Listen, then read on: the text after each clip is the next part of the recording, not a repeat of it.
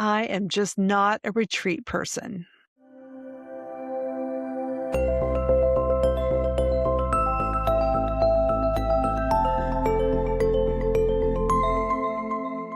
Hello, dreamers, believers, and bucket list retreaters. Welcome back to the podcast. I am your hostess, Kelly Morgan Murley. And if you are new here, welcome in. This is the place where we talk all about retreats, bucket list experiences, and all the ways saying yes to something different can completely change your life. Now, if you tuned in last week, you will know that we had a really special conversation with Azea Vega from Zaria Retreat Center. And I love bringing you those behind the scenes looks at the people and places creating these outstanding experiences. It was such a joy to talk to her.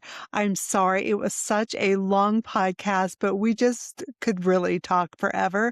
And in the podcast, you'll hear us say, oh, we need to have another podcast dedicated to just this subject or that subject. So look for Azaya in the future on the program. We loved having her spirit here. Such a joy to have on the podcast. So if you missed it, we will put a link, of course, in the description. We are working on getting the podcast available on all your podcast listening places. That should come relatively soon. It's really something we just have to turn on. We just haven't done that yet. But I have really gotten to love Spotify. I have our playlist on there. That link is in our show notes. And while you're down there, hit like, subscribe, or follow. We would really appreciate it. And I'm going to be working on some more playlists as soon as I get a moment. They're really cool, though. I love that about Spotify. There's a lot of things I like about Spotify. I hate to say that I might be canceling the subscription I have currently and switching on over to Spotify. But it is finally spring. I don't know about you, but here in the Northern Hemisphere, it is starting to feel so lovely. Right here where I live, it's warm because we are in northern Arizona in the mountains, and down there in the valley, in the desert, they've already reached 110 here in March, which is shocking. It did get hot, like 100 or so when we first moved to Arizona in 1986, 87, 88. And I was like, what the heck? I didn't think it was supposed to get warm until May. But this year it has gotten extremely warm. But up here in the mountains, that means it's perfect. And it has been so wonderful. I even thought about hosting the podcast out on the porch, but we do have some spring winds. So I didn't think that was a very good idea. But someday we will be out there on the porch. Last week was spring break for our grandchildren, and we got them for 6 days, 5, 6 days, or 6, 7.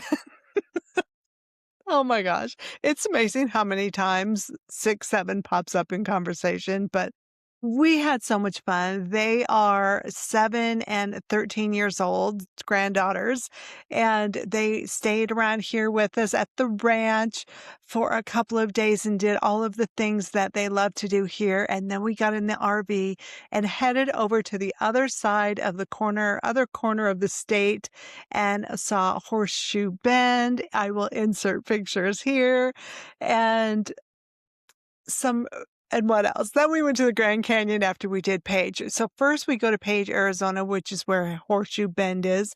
It's right out of town, and I am so embarrassed to say how many times we probably have driven past Horseshoe Bend, because I have been to Page several times.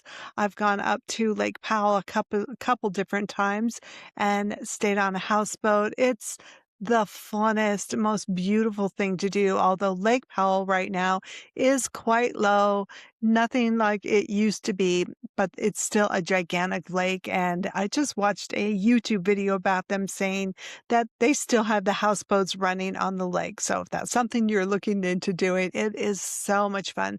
You do need someone to drive the boat, though. It's a big boat. but we just had the best time with the grandkids. I was worried that they wouldn't have fun because we're kind of boring.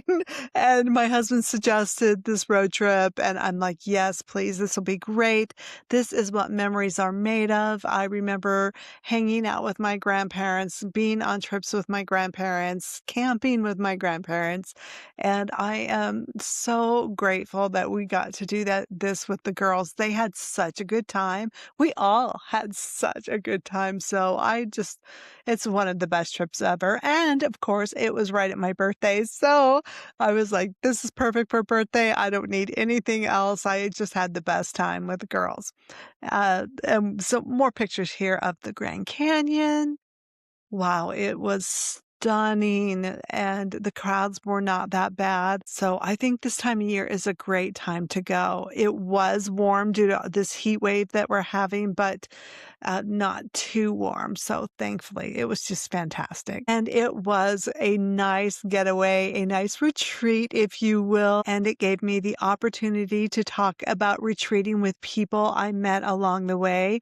And sometimes, every once in a while, you will hear someone say, I am just not a retreat person. Even one of my best friends that I travel with said this several times before she went to Morocco with us. Oh, today I am drinking another mushroom coffee, although this one I tried to make like a Vietnam coffee, if that is the correct name. Now, we recently had some bucket list retreaters go to Southeast Asia. It wasn't the trip that we went on, but it was the trip that we recommended. And two of the girls were friends, best friends. Another one of them went on the trip and didn't know a single soul. I am so proud of her because that is really a scary thing to do for the first time. But she came back just saying this was the best thing ever because she had the best time ever. It was fantastic. And she said that now she knows that she can do this. She can go anywhere and see everything she wants to see solo, yet with a group. I love group travel just for that reason. I was thinking about another reason that I love it so much is that you take off by yourself. Like, unless you're going with a friend, like the other two girls did. I love when you're going by yourself and you actually get to leave your home and everything, go to the airport and get going all by yourself, especially if it's world travel and you have 2 or 3 flights. It feels really freeing to me. Does it to you? Tell me in the comments if you feel that way. It just feels so nice to be in large and in charge of just yourself and only yourself and getting yourself what you need, where you need to go and taking care of all of your needs. Personally, I love it because I feel like I'm really adventuring. And then when I get to where I'm going and meet up with a group, it's like fantastic. Now here are all my friends. However, occasionally I do hear that from people. I am just not a retreat person. And that is what we are going to talk about today. But first, let's get into this week's retreat news and reviews. Okay, we are upping our game on Instagram. So if you are not following Bucket List Retreats, please do. We will put a link in our show notes. My team and I have been all over Instagram. And of course, we stumbled onto BBC Travel. We have been following them for years, a great account to follow. And one of the posts they had this week was this article on their website, bbc.com, Micro-Cations, the big appeal of the tiny holiday. This one really caught my eye because it is talking about a travel trend that is really blowing up right now, and that is micro-cations. Micro-vacations. Okay. A new word. Let's see what it has to say. This article just came out at the beginning of the month, March 10th, 2026. Terang Monat, from passport privilege to over-tourism and carbon costs, the boom in 2 to 4 day micro-cations Reveal how modern travelers are rethinking rest. In April 2025, Sarah Pardue flew from France to Val Bastour. I am not saying that correctly. A small town in the Faroe Islands for a 4-day break.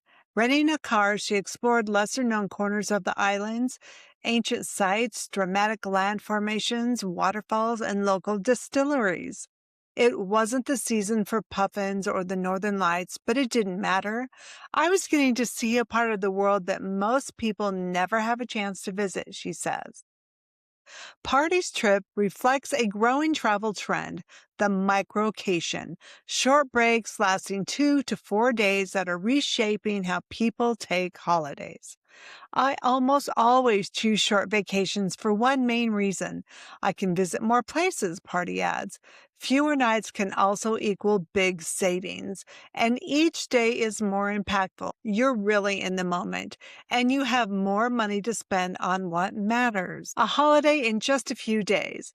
Travelers have taken microcations for decades, but the popularity of these short jaunts has surged in recent years. According to Alliance Partners 2025 Vacation Confidence Index, 73% of Americans plan to take a micro vacation, making it the most common type of leisure travel. Okay, we're going to talk more about this here in a moment. Let's go on here and see what else they say. Vacations are not the same as weekend getaways. While Alliance defines them as a leisure trip more than 100 miles from home for 4 or fewer nights, many travelers describe something more intentional and ambitious.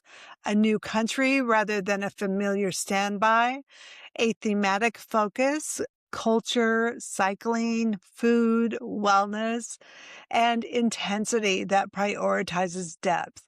That said, an exhausted millennial jet setting to Paris for 3 days with no real agenda still counts. A long awaited weekend is usually calendar driven, says Clarissa Capoletti, International Regional Manager at We Road, a European group travel company for solo traveler. A public holiday, a spare Friday off work, a quick flight somewhere familiar.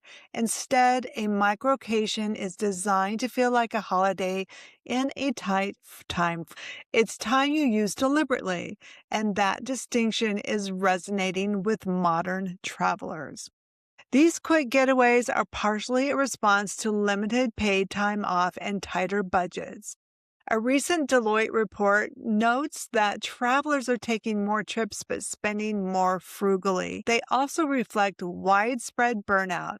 Shorter breaks are easier to plan and less likely to end up overwhelming your inbox. For parents and people juggling care responsibilities, they can simply be more realistic. Increasingly, travelers are also questioning the idea of saving all pleasure for one annual holiday. Instead, using shorter breaks to see more of the world in manageable, repeatable doses.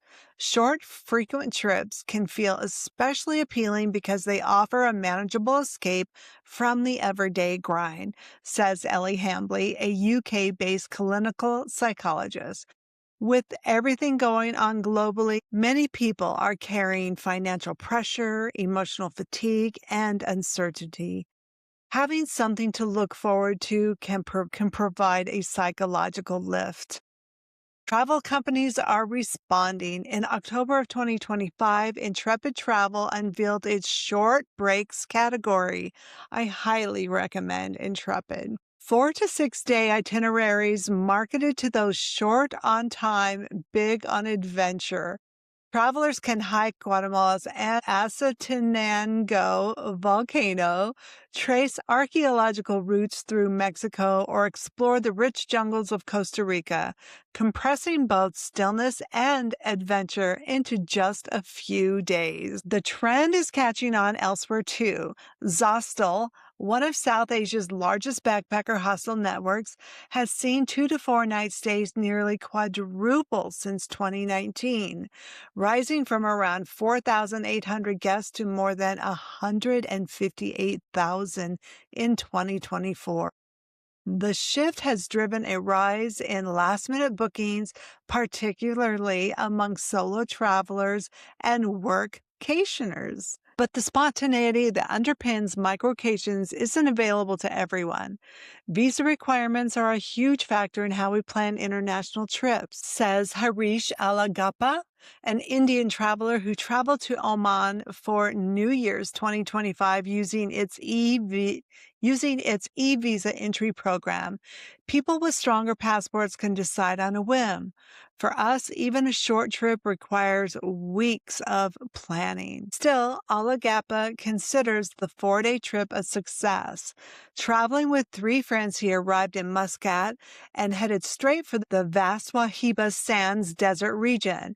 The first 2 days were deliberately action-packed with desert drives and swims through Wadi al-Saab. Time stopped making sense, he said. It was a short trip, yet it didn't feel short. Okay, I have to applaud that. Isn't that what we were just talking about 2 weeks ago here on the podcast? Oh, yes. An unexpected injury forced the group to abandon some plans, including scuba diving off the islands. Can we just say? The slower pace meant more conversations and a deeper connection. Alagappa says, we came back without needing another holiday to recover. The experience also shaped how he thinks about short trips. Something I would do differently is explore smaller countries on short trips, he adds. Trying to compress a large country into a few days can leave you feeling like you've missed too much. I hate that. Can a short trip really restore you, they ask? That contradiction between maximizing time and actually switching off sits at the heart of microcations. We live in a culture that highly values productivity, so disengaging from the drive to achieve takes effort, while longer breaks allow the nervous system to settle more fully. She notes that shorter ones can be restorative when approached intentionally. We will put a link to this article in our show notes. Be sure to check it out and share it with anyone that you think would be interested. And I am just going to say it. This is where I always get on my high horse because if you know me, you know that I am a long trip girl. I want the full experience. I want you and me settled in. I am looking for the transformation. So when I hear things like weekend retreat, online retreat, a 2-night reset retreat, there's a part of me that just says, why even call it a retreat? But here is the reality. People are busy, schedules are full, and disappearing for 7 to 10 days for a lot of people is simply not going to happen. So instead, they are choosing these shorter experiences, a long weekend, a quick reset, beautiful change of scenery. So, of course, for retreat reviews segment, while we are on Instagram, working on our Instagram presence, I noticed that my teacher had one of those highlights, which is the round circles right under the Instagram avatar. She had a highlight on there for her retreats. Brilliant. And that made me want to go look for other Instagrammers that are offering retreats, maybe even weekend retreats. But it is not as easy as you would think. Instagram isn't really super easy to research until you start to know the tricks, and that is what I'm learning in this class. I will put the class link down below in our show notes. So what I had to do to find these weekend retreats was actually check hashtags. So I did a search for hashtag weekend retreat, and I found quite a few. Let's look at 3 of them that I thought was interesting. First one I ran across was Scrapbook Generation. They are talking about the best weekend ever. And this is a scrapbooking retreat, if you will. Let's see, do they have? Yep, scrapbook retreat is in their hashtag. And I absolutely love this because I love scrapbooking and I love retreating. So the two together is just magical. And I have sold quite a few scrapbook retreat t-shirts on our Etsy shop at bucketlistretreats.etsy.com. I will link that in the description below.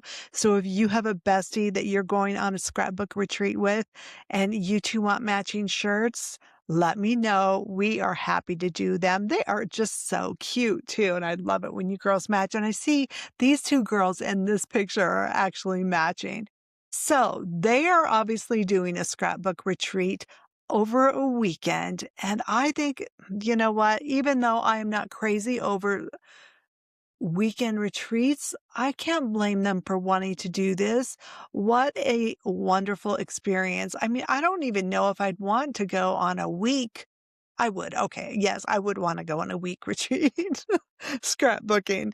But I think this is great that from Friday to Sunday, they are having this weekend retreat, a way for people to get away and get their scrapbooking done. I know that if I were to turn my camera around right now, you would see all of my scrapbooking. And I have years I need to catch up on, even though I have been scrapbooking for years.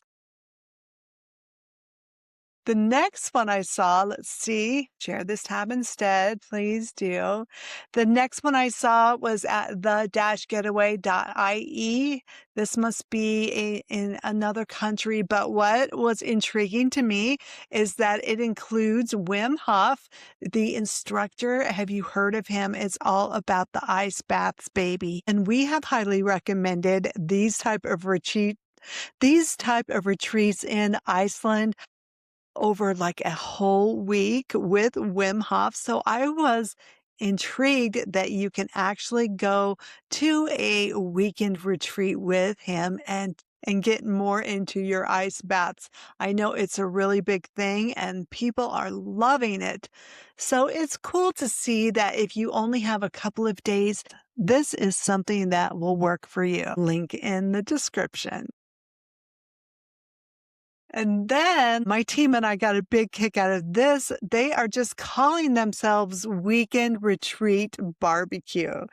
I'm not quite sure where they are at, but let's check out one of their posts. It says, Saturday is here. Come for music, art, barbecue, and many more at Wiki Indie Live. Isn't that something? Now, they are just totally embracing the weekend retreat and calling their business that. Why not? If you want a day of great food, great art, what else? And music?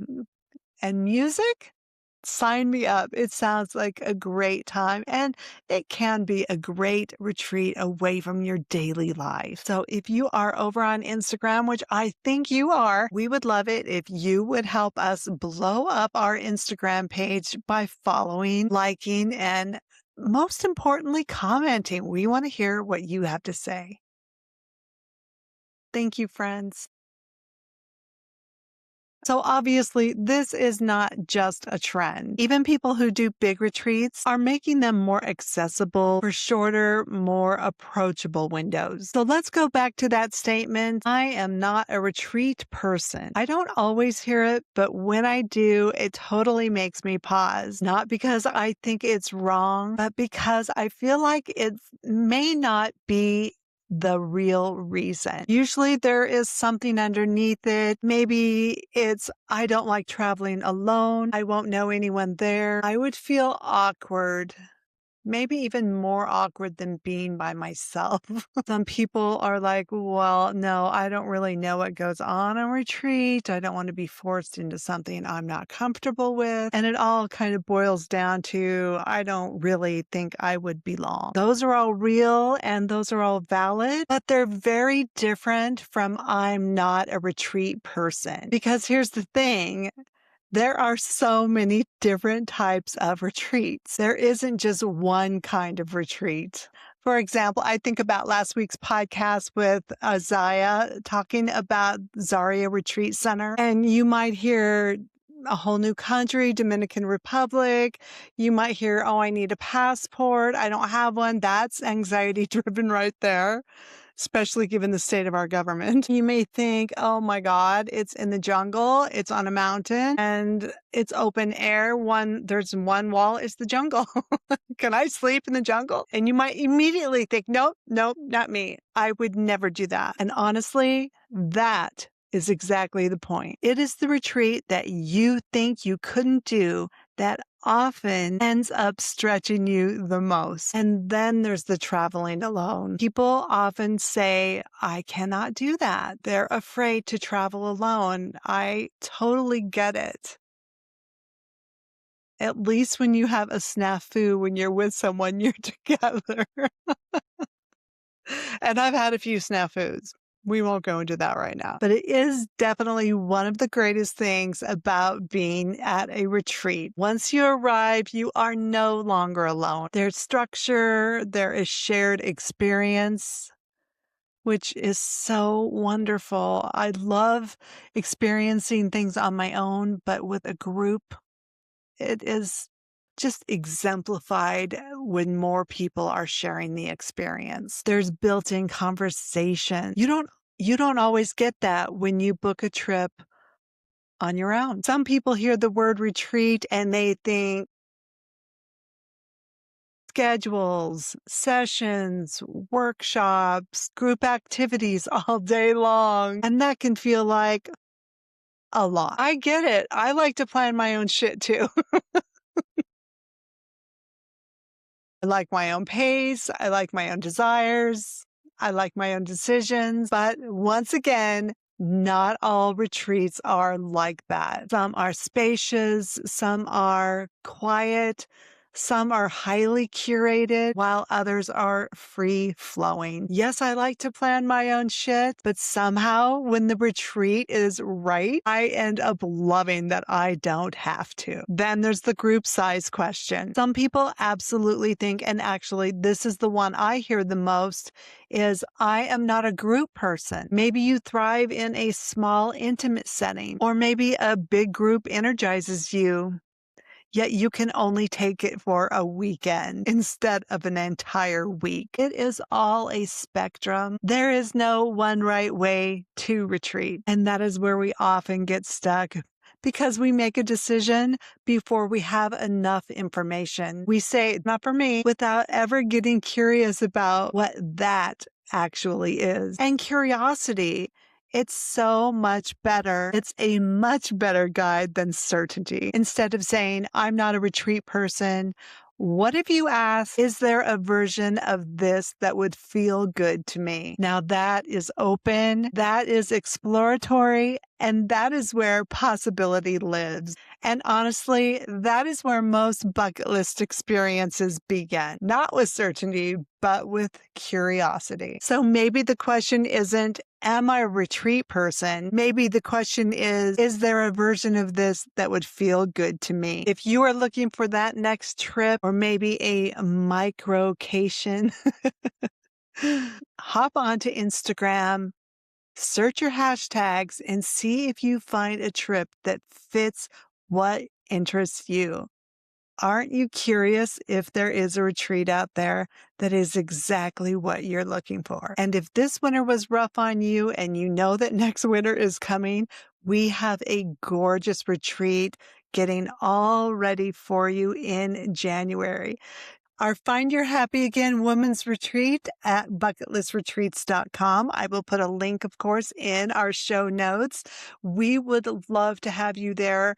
We are going to have so much going on this sacred journey to this beautiful jungle. If that sounds like something you would love to do, get away during the cold days of winter, come and join us down in the Dominican Republic. The price includes all 7 nights, all of your meals. It does not include alcohol, but alcohol is there if you would like it. It does include zip lining, waterfalls, beach days, ceremony, and you have the option to go on horseback ride, which is included, but it's your option whether you want to go or not. One of the other options that is available is whale watching this time of year. I didn't get to see that last time I was down there, so I'm super excited to go and watch it this year. But check out our webpage. It has all of the information, a beautiful video of that gorgeous waterfall that we will be going to. It is the most sacred, beautiful place. You're going to just love swimming in those gorgeous turquoise waters.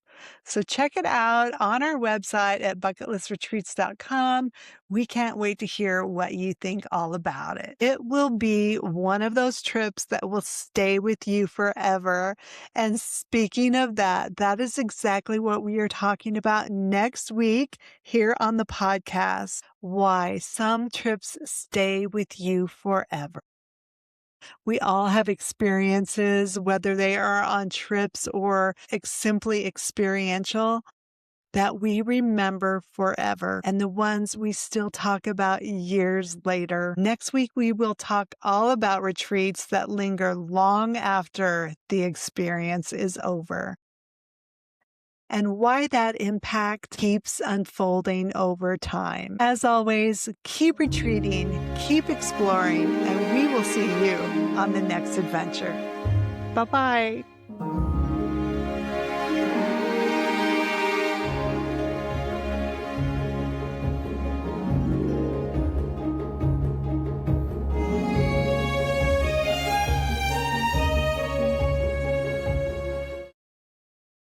What are you drinking? Tell me in the comments. Okay, should I go live? I've thought about going live after my podcast since I'm all dressed up and ready to go. Why not? Okay, bye. Love you guys. Thank you to everyone that has recently subscribed to the channel on YouTube and on Spotify. Just when I didn't think I was going to get any more, I got a few, and I just want to thank you so much. Got our spirits up so high around here. Okay, I'm stopping.